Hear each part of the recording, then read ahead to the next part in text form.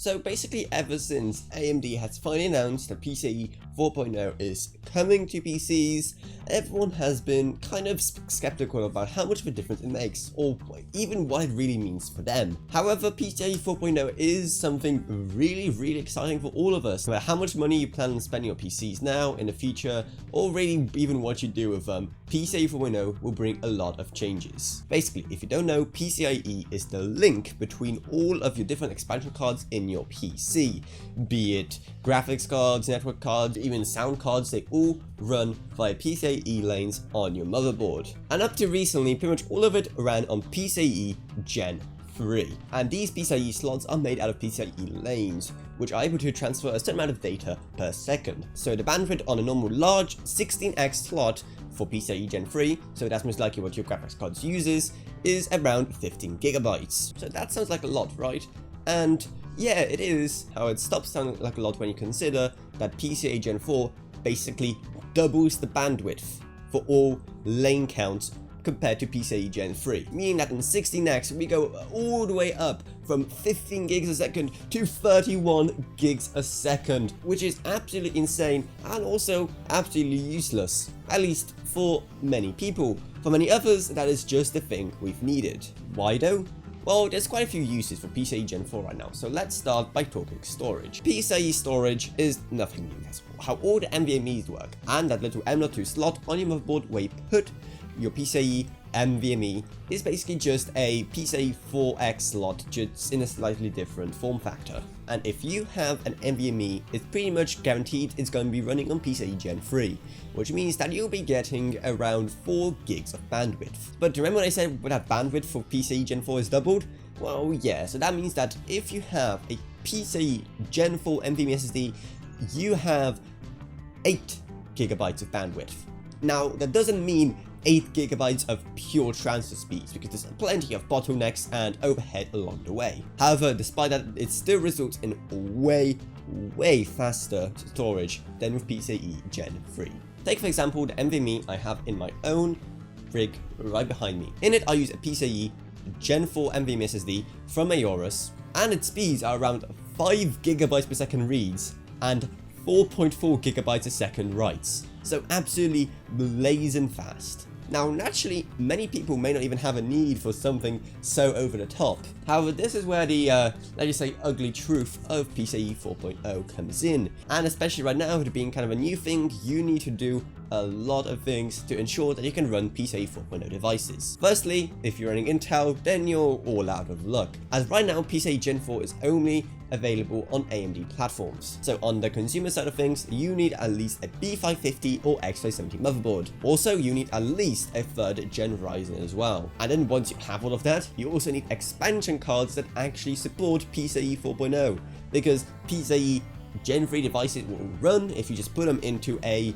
PCIe Gen 4 ready system, but they won't perform at the higher speeds, because they're just simply not built to work like that. So you need to buy new hardware that supports PCIe Gen 4 speeds, like this NVMe. And by the way, if you're struggling to know what kind of storage solution you should go for, then I highly recommend checking out my recent video where I went over all current storage possibilities, so you can see what exactly is best suited for you. But now let's move on to a more controversial use for PCIe Gen 4, and that is in graphics cards. See, there are already PCIe Gen 4 graphics cards out there, mainly all the new ones by AMD. But when people actually got their hands on them, they noticed that the speeds between PCIe Gen 4 and PCIe Gen 3 are pretty much none. So if you're someone with a PCIe Gen 4 ready system, you'll pretty much get as much performance out of your graphics card as someone with a PCIe Gen 3 ready system. However, there is actually a decent explanation to that. Currently, AMD doesn't really make really top of the line high-end graphics cards, and those graphics cards simply cannot process any more bandwidth. Sure,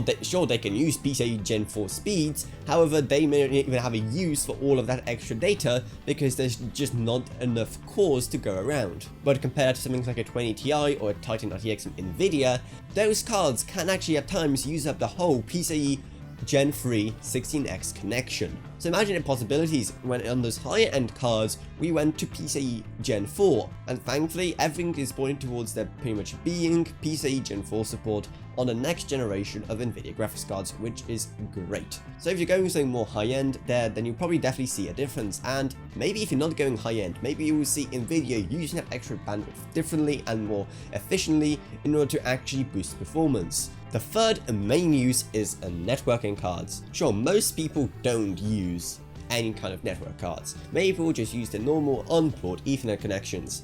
However, if you are someone who could use faster internet for a local network, or if you have a really good wider internet connection and you just need something faster than your standard 1 gigabit Ethernet port on your motherboard, then you can go with an additional network card. And there are already PCIe Gen 4 network cards on the market. Let's take this one from Broadcom for example, which can handle two 100 gigabit per second connections. This is absolutely insane, absolutely expensive, and also not many people will find a use for it. But for people who really work with large files over the network, that could be a real lifesaver. And even if you're someone who doesn't need such a fast connection as 100 gigabits per second, then it's one more benefit that I really need to talk about. And that's the overall lane efficiency that is present in PCIe Gen 4. Because the great thing here is that speeds that were usually way harder to achieve in PCIe Gen 3 can be achieved way more easily in PCIe Gen 4. Sure, you may be paying a bit more for a PCIe Gen 4 network card, however over time the cost will definitely go down as the industry adopts it a lot more, plus it helps you preserve lanes.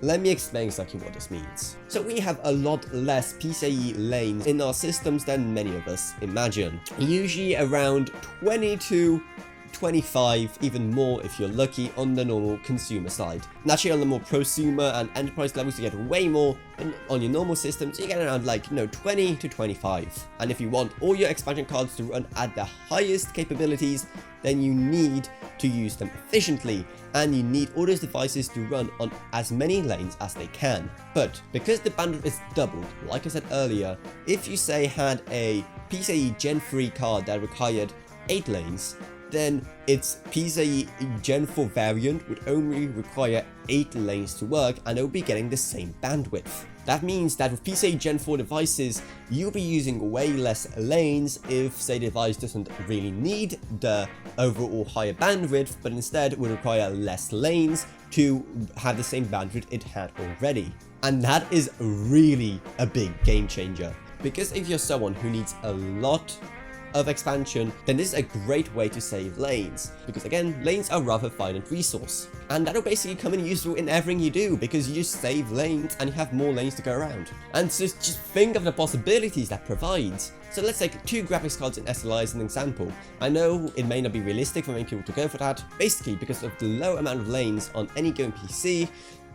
SLI basically works by, instead of having one card work at 16x, you have 2 cards both working at 8x. But even though the bandwidth is essentially halved, you should in theory be getting more performance because you have 2 GPUs actually performing all the tasks. But if they are PCIe Gen 4 cards, then if they're still both running at 8x, they'll both be using around the same bandwidth a PCIe Gen 3 16x connection would be.